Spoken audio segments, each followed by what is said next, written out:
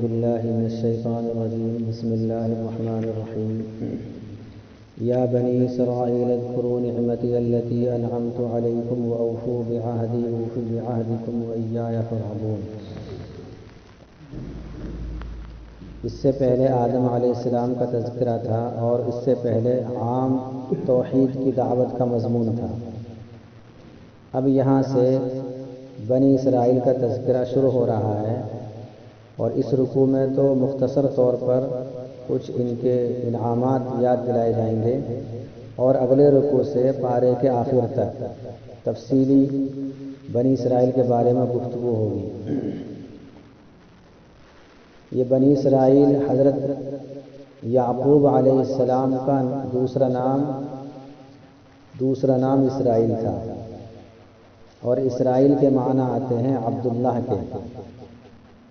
اسرا کے معنی عبد اور ایل کے معنی اللہ، تو اسرائیل اس کے معنی آتے ہیں عبداللہ، اور ان کی اولاد کو بنی اسرائیل کہا جاتا ہے۔ حضرت یعقوب علیہ السلام کے 12 بیٹے تھے، ان میں ایک حضرت یوسف علیہ السلام بھی ہیں۔ یوسف علیہ السلام بھی نبی ہیں اور حضرت یعقوب علیہ السلام بھی نبی ہیں۔ حضرت یوسف علیہ السلام کے 400 سال کے بعد حضرت موسیٰ علیہ السلام آئے ہیں، اور پھر موسیٰ علیہ السلام سے حضرت عیسیٰ علیہ السلام تک تقریباً 4000 انبیاء بنی اسرائیل میں مبعوث ہوئے ہیں۔ اور بنی اسرائیل میں 2 گروہ آتے ہیں، ایک یہودی اور ایک نصرانی۔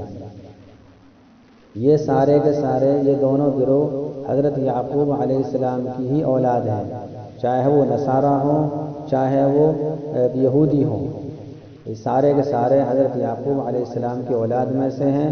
حضرت ابراہیم علیہ السلام کے 2 بیٹے تھے، ایک کا نام اسحاق تھا اور ایک کا نام اسماعیل۔ حضرت اسحاق علیہ السلام کے بیٹے ہیں حضرت یعقوب علیہ السلام، ان سے جو نسل چلی ہے وہ کہلائی ہے بنی اسرائیل۔ اور حضرت اسماعیل علیہ السلام کی اولاد میں ہمارے نبی صلی اللہ علیہ وسلم آئے ہیں۔ تو یہاں سے بنی اسرائیل کا تذکرہ شروع ہو رہا ہے۔ اے بنی اسرائیل، یا بنی اسرائیل، اے بنی اسرائیل، تم ان نعمتوں کو یاد کرو، میرے ان احسانات کو یاد کرو جو میں نے تم پر کیے تھے، اور تم میرے عہد کو پورا کرو تو میں تمہارے عہد کو پورا کروں گا۔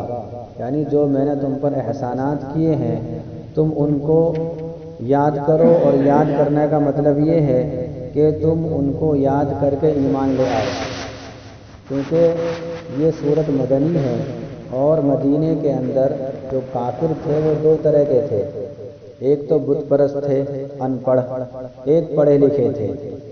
تو یہ لوگ جو ہے بنی اسرائیل یعنی اہل علم حضرات تھے، یہ یعنی علم والے تھے، اور ان کا ایک مقام تھا۔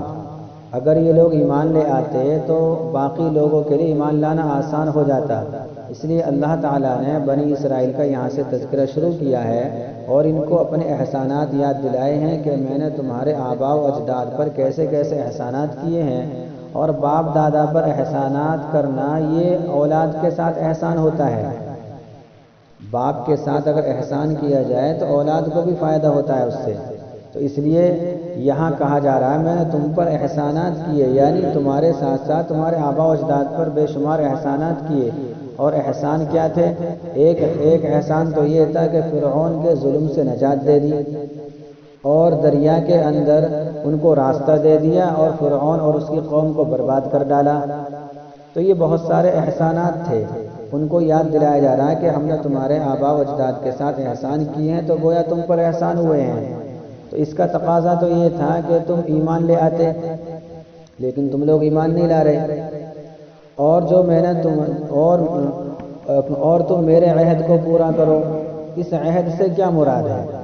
اس عہد سے مراد یہ ہے کہ 6 پارے کے 6 رکوع سے وَلَقَدْ أَخَذَ اللَّهُ مِيثَاقَ بَنِي إِسْرَائِيلَ۔ دیکھیے قرآن کریم کی ایک آیت کی تفسیر دوسری آیت سے ہو جاتی ہے، ایک آیت کی تفسیر دوسری آیت کرتی ہے۔ یہ ضروری نہیں ہے کہ جہاں لفظ آ رہا ہے وہی ساری باتیں ہوں۔ تبھی تو یہ قرآن کریم کو سمجھنے کے لیے بہت کچھ پڑھنا پڑتا ہے۔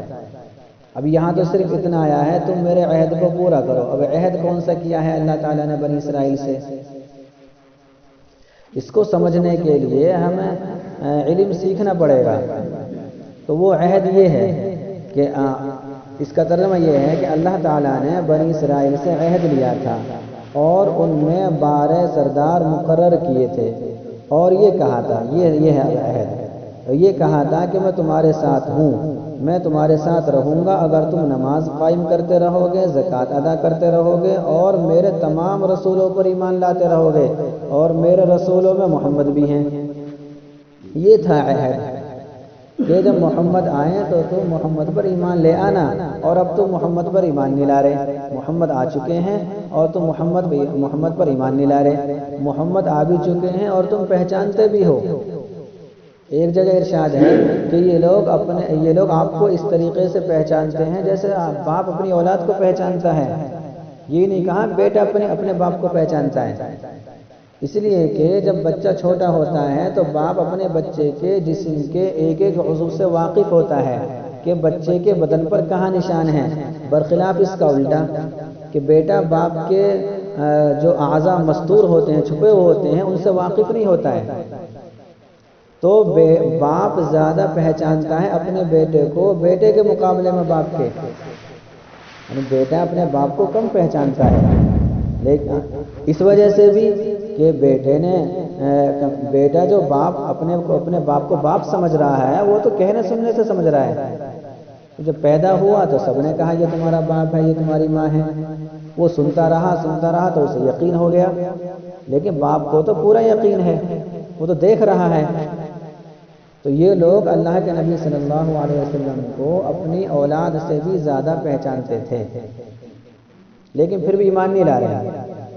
تو عہد یہ ہے کہ میں نے تم سے یہ عہد کیا تھا کہ تم نماز پڑھتے رہو، زکوٰۃ ادا کرتے رہو، اور میرے تمام رسولوں پر ایمان لاتے رہو، اور ان کی تم مدد کرتے رہو، ان کا ساتھ دیتے رہنا، اور اللہ کے راستے میں اچھے طریقے سے خرچ کرتے رہنا۔ اب میں کیا کروں گا؟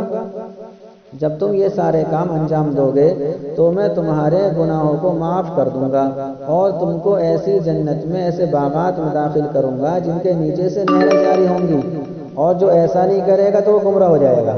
یہ تھا عہد، اور اس عہد کو انہوں نے توڑا تھا۔ اور تم میرے عہد کو پورا کرو تو میں تمہارے عہد کو پورا کروں گا۔ وَإِيَّايَ فَارْهَبُونِ، اور تم مجھ ہی سے ڈرتے رہو۔ ان لوگوں کے اندر یہ بات تھی، یہ جو علماء تھے بنی اسرائیل کے علماء، یہ اپنے فائدے کو دیکھتے تھے۔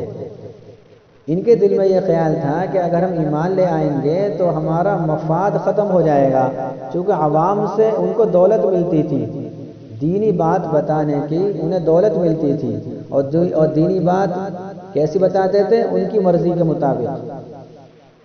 مثال کے طور پر کسی نے زنا کر لیا، اس کی سزا جو توریت میں ہے وہ تو چھپا دی اور دوسری سزا بتا دی، آسان سی۔ ایسا واقعہ ہوا ہے، قرآن کریم میں آئے گا اس کا تذکرہ، کہ ایک شخص سے زنا ہو گیا، وہ تھا بڑا مالدار۔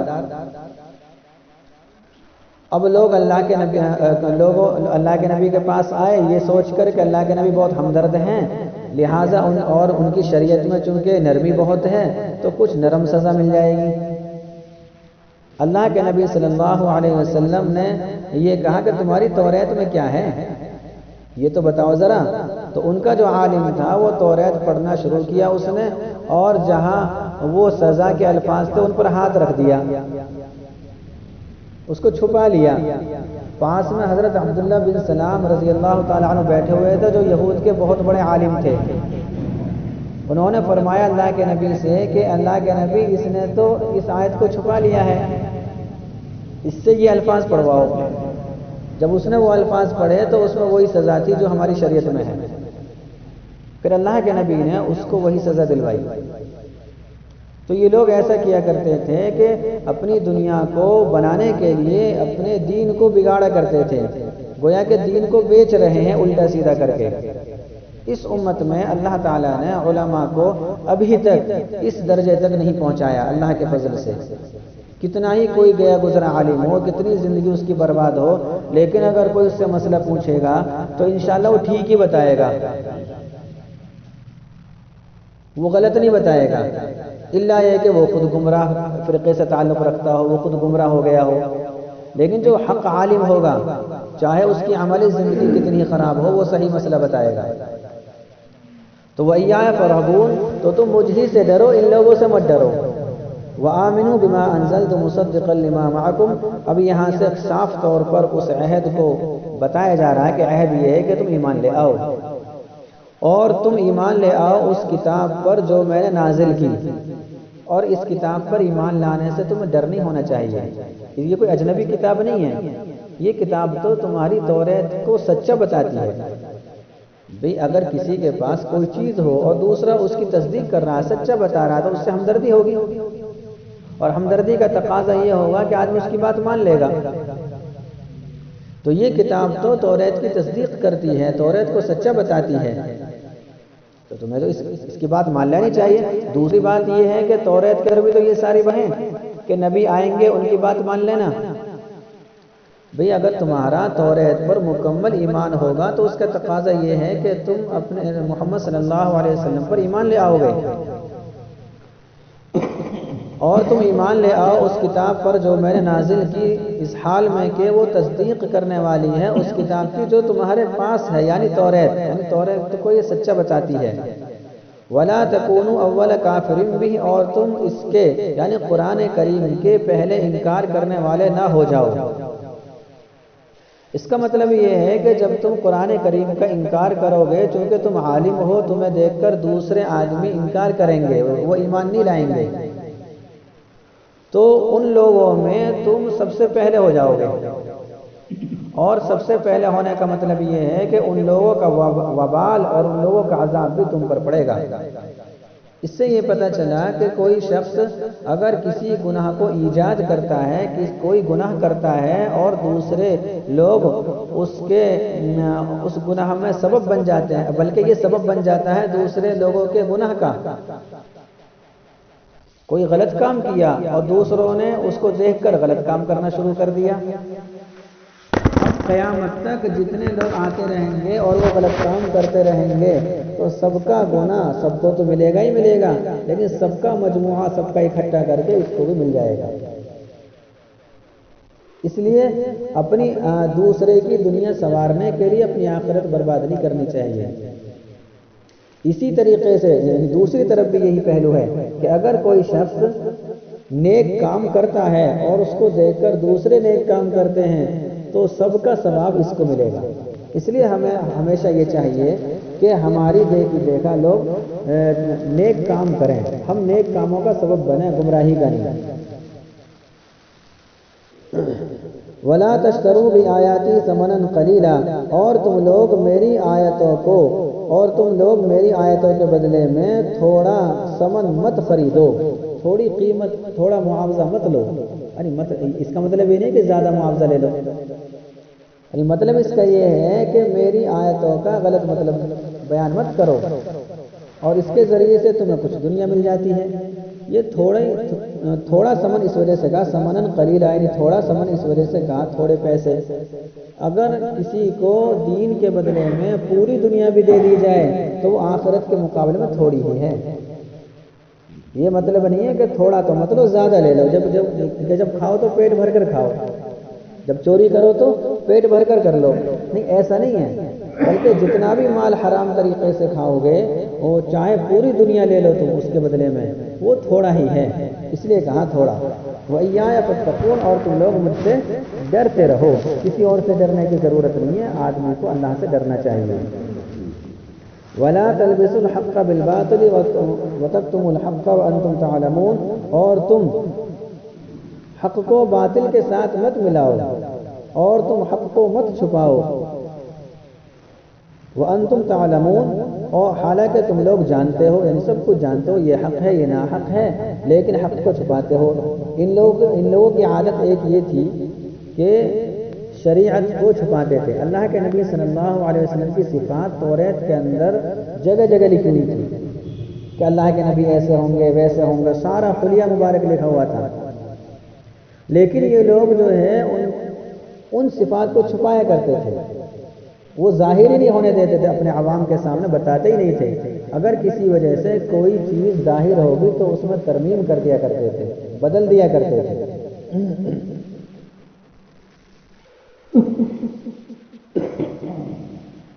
اور چھپانے کے یعنی حق کو چھپانے کے یہی دو طریقے ہیں، یا تو بالکل ظاہر ہی نہ ہونے دیا جائے، یا پھر اگر ظاہر ہو ہی گیا ہے تو اس میں غلط باتیں بھی ملا دی جائیں کہ سامنے والا سمجھ ہی نہ پائے کہ حق کیا ہے اور غلط کیا ہے۔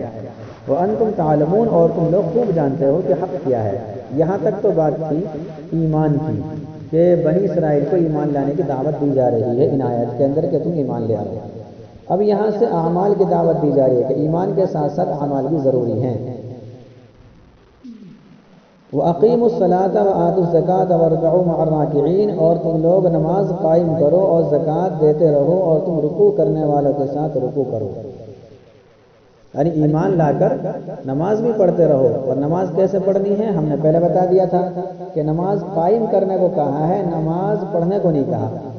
ایک تو ہوتا نماز پڑھنا، ایک ہوتا نماز قائم کرنا۔ نماز قائم کرنے کا مطلب یہ ہوتا ہے کہ تمام سنتوں اور آداب کی رعایت کرتے ہوئے اخلاص کے ساتھ نماز پڑھی جائے، ظاہر بھی ٹھیک ہو اور باطن بھی ٹھیک ہو، ظاہر بھی ٹھیک ہو اور باطن بھی ٹھیک ہو۔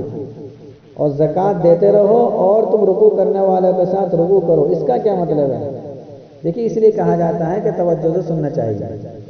قرآن کریم کا صرف ترجمہ سننے سے بات بنے گی نہیں۔ بہت ساری جگہ صحابہ کرام کو بھی شک ہوا تھا، یعنی مطلب سمجھنے میں غلطی ہوئی ہے، چوک ہوئی ہے۔ اللہ کے نبی نے بتایا پھر مطلب کہ مطلب یہ نہیں ہے، کیونکہ الفاظ تو وہ جانتے تھے خوب۔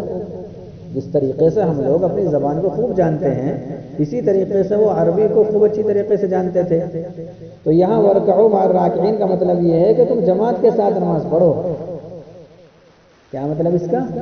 ہاں، ورنہ اس کا ترجمہ کیا ہے؟ رکوع کرنے والوں کے ساتھ رکوع کرو۔ کسی سے بھی ترجمہ کرا لو یہی ترجمہ کرے گا کہ رکوع کرنے والوں کے ساتھ رکوع کرو، لیکن اس کا مطلب یہ ہے کہ جماعت کے ساتھ نماز پڑھو، جماعت کی پابندی کرو۔ اللہ کے نبی صلی اللہ علیہ وسلم کی احادیث بھی اس بارے میں ہے کہ اگر کوئی شخص بلا کسی عذر کے جماعت چھوڑ کر گھر پر نماز پڑھ لیتا ہے، میرا جی چاہتا ہے کہ ان کے گھروں میں آگ لگا دے۔ اس لیے اور یہ جو جماعت کی نماز ہے یہ سنت مؤکدہ واجب کے قریب قریب ہے۔ بعض لوگوں کا تو مذہب یہ ہے کہ جس نے جماعت کے ساتھ نماز نہیں پڑھی اس کی نماز ہی نہیں ہوئی، لیکن ہمارا مذہب یہ ہے کہ سنت مؤکدہ واجب کے قریب قریب ہے۔ وَأَنْتُمْ أَتَأْمُرُونَ النَّاسَ بِالْبِرِّ وَتَنْسَوْنَ أَنفُسَكُمْ وَأَنْتُمْ تَتْلُونَ الْكِتَابَ، اور کیا تم لوگوں کو نیکی کا حکم کرتے ہو اور خود اپنے آپ کو بھول جاتے ہو حالانکہ تم لوگ کتاب کی تلاوت کرتے رہتے ہو؟ کیا تمہارے اندر اتنی بھی سمجھ نہیں ہے؟ مطلب اس کا یہ ہے کہ جب علماء یہود یعنی بنی اسرائیل کے جو علماء تھے ان کے کچھ رشتہ دار ایمان لے آئے تھے، اور جب وہ اپنے علماء سے معلوم کرتے کہ ہم محمد پر ایمان لے آئے ہیں، ذرا ہمیں کچھ بتاؤ تو صحیح کہ ہم ٹھیک ہیں یا غلط ہیں، تو یہ علماء یہود یوں کہا کرتے تھے کہ تم ٹھیک ہو، محمد ہی کی بات مانتے رہنا اور مذہب پر قائم رہنا۔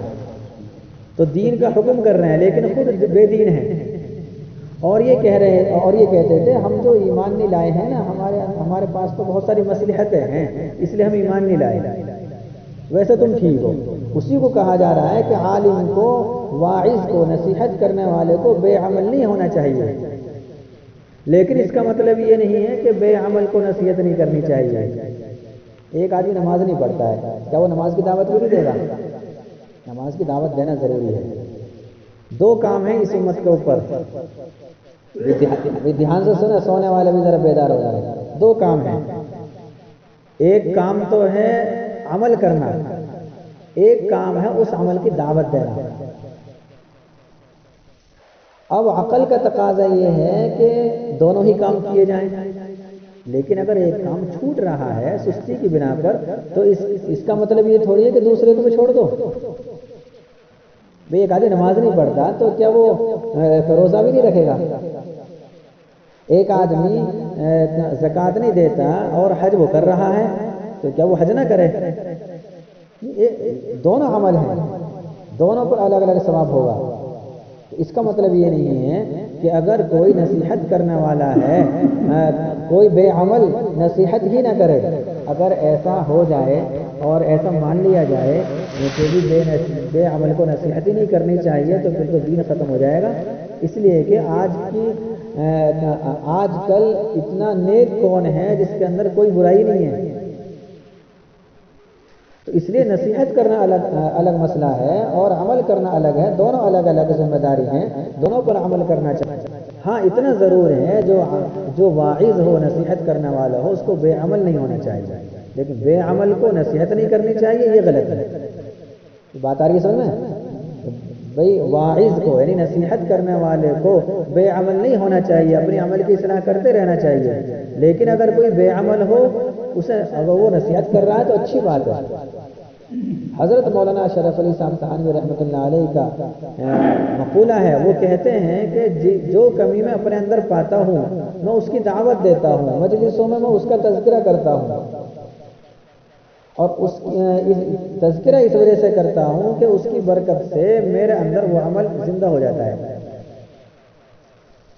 تو واعظ کو بے عمل نہیں ہونا چاہیے، لیکن بے عمل کو واعظ ہونا چاہیے، بے عمل کو نصیحت کرتے رہنا چاہیے، کیونکہ نصیحت کرنا ایمان والوں کو فائدہ دیتا ہے۔ افلا تعقلون، کیا تم لوگ اتنا بھی نہیں سمجھتے؟ اور تم لوگ کتاب کی تلاوت کرتے رہتے ہو، اس میں جگہ جگہ یہ لکھا ہوا ہے تمہاری توریت کے اندر کہ عالم بے عمل کی برائی جگہ جگہ لکھی ہوئی ہے، کہ جو کوئی عالم ہوگا اور عمل نہیں کرے گا تو اس کے ساتھ یہ وبال ہوگا، اس کو یہ سزا ملے گی، سب کچھ لکھا ہوا ہے، تم پڑھتے ہو پھر تم لوگ عمل نہیں کرتے۔